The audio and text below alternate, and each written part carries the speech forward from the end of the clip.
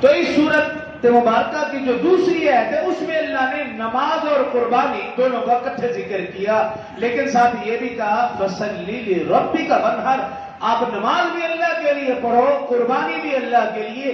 نماز میں بھی دکھلاوا اللہ کو قبول نہیں، اسی طرح قربانی میں بھی ریاکاری اللہ کو قبول نہیں، خالصتاً اللہ کی رضا کے لیے ہو۔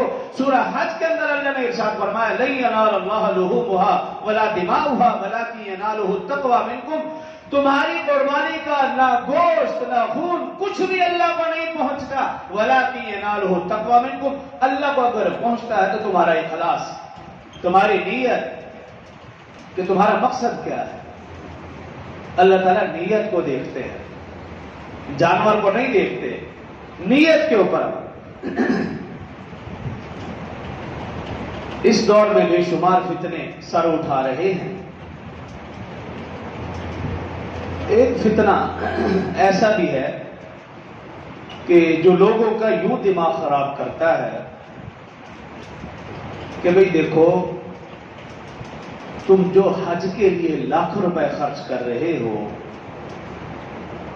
تم جو قربانی کے اوپر اتنے پیسے خرچ کر رہے ہو، یہ پیسے کسی غریب کو دے دو، اس کا بھلا ہو جائے۔ خانہ کعبہ کا جو تم طواف کرنے جا رہے ہو اس سے بہتر ہے کہ ایک آٹے کی بوری اٹھاؤ، کسی غریب کے گھر کا چکر لگا لو۔ اس طرح باتیں بنائیں گے اپنی طرف سے کہ ایک عام بندہ ان کی باتوں میں آ جاتا ہے۔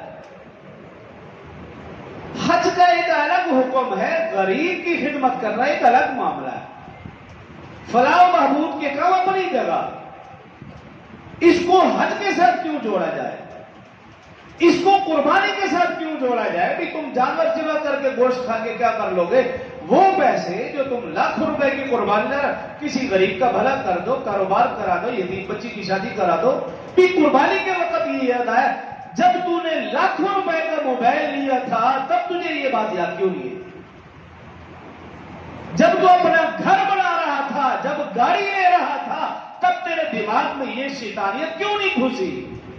جب حج کا معاملہ ہے، قربانی کا معاملہ ہے تو یہ شیطانیت گھس گئی۔ ایسے لوگوں سے بچنا ہے۔ اور پھر ایسے لوگ دلیل کیا دیتے ہیں؟